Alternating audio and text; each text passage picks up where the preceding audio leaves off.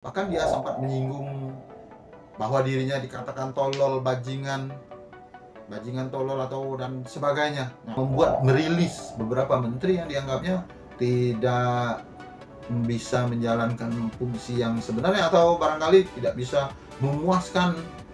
Assalamualaikum warahmatullahi wabarakatuh.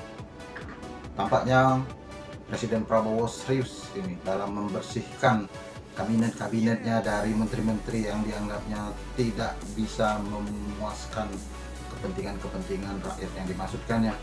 Saya ajak semua rekan-rekan saya dalam pemerintahan, dalam kabinet merah putih, saya mengajak mereka, kita harus berani mengoreksi diri, berani membangun suatu pemerintahan ke depan yang bersih, pemerintah yang bebas dari penyelewengan dan dari korupsi.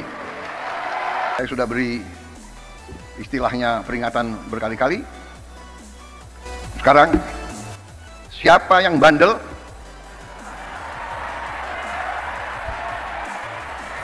siapa yang gablek, siapa yang tidak mau ikut dengan aliran besar ini, dengan tuntutan rakyat, pemerintah yang bersih, siapa yang tidak patuh, saya akan tidak.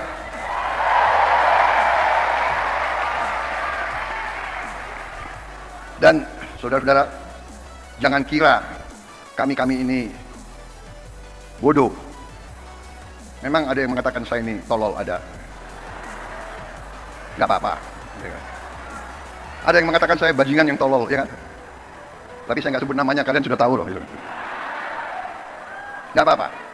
Tapi kami paham dan kami mengerti. Dari saudara-saudara, ya, 100 hari pertama kami akan baik. Dalam arti, saya berharap ada kesadaran. Saya pernah menyampaikan, seluruh aparat, ada beberapa kode-kode yang disampaikan bersihkan dirimu, bahwa menterinya segera akan dibersihkan yang tidak becus menurutnya. Sebelum otomatis dibersihkan. Ucapan tersebut membuat beberapa menteri cukup resah juga, cukup kaget juga, cukup khawatir. Jangan-jangan namanya ikut juga. Dan saya minta menteri-menteri, pemimpin lembaga, tidak ragu-ragu.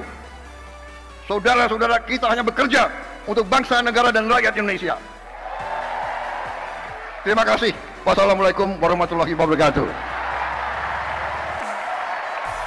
Akan 100 hari perjalanan kabinet yang dibentuknya tadi. Dan memang betul, tantangan dari Prabowo sendiri, tantangan dari para menteri, di mana mengurusi penduduk Indonesia yang terbesar di dunia ini memang tidaklah mudah, apalagi jajaran negara kita dari Sabang sampai Merauke.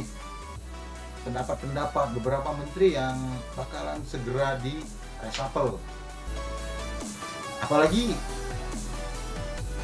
adanya nyata-nyata dianggap suatu kebijakan yang menterinya tidak beres begitu.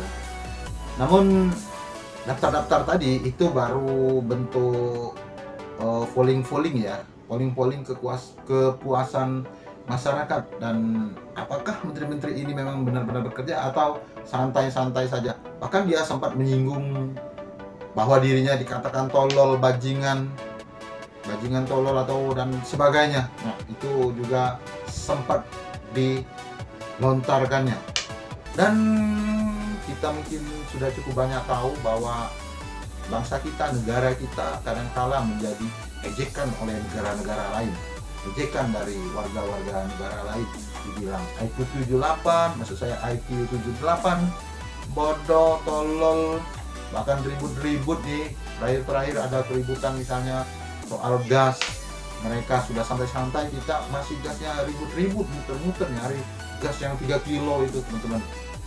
Nah, bagi Pak Prabowo sendiri sebetulnya dia tidak begitu membutuhkan orang yang pinter, high IQ-nya. Dia hanya butuh orang-orang yang mau bekerja dengan jujur, mementingkan kepentingan masyarakat pada umumnya. Nah, kebijakan termasuk seperti gas 3 kilo itu, artinya ada kebijakan yang sulit diterima oleh masyarakat, dan ini menimbulkan gejolak yang cukup parah ya. Bisa nih contoh misalnya negeri Cina, kalau mau tegas seperti itu, silakan. Jam tangan, ada seorang wali kota di Cina, hanya karena dia punya jam tangan, dia bingung. Dan akhirnya diperiksa, kamu kira-kira nih dapat jam tangannya dari mana? Dengan harga yang miliar-miliaran itu. Jadi, ya sistemnya piramid terbalik. Nah, terkadang kita hanya ini terbukti, ini OTT.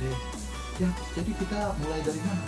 Kembali lagi ke reshuffle tadi, sebetulnya Prabowo sudah punya catatan dan dia sepertinya serius sekali untuk mengganti menteri-menteri yang dianggapnya tidak bisa bekerja, baik bekerja bersama maupun bekerja untuk kepentingan masyarakat. Memang masyarakat pada umumnya Indonesia ini sudah jenuh dengan hal-hal seperti itu, kata-kata yang bagaimana, tetapi tetap juga masyarakat menaruhkan harapan. Jadi marilah kita pegang apa yang disampaikan Pak Prabowo.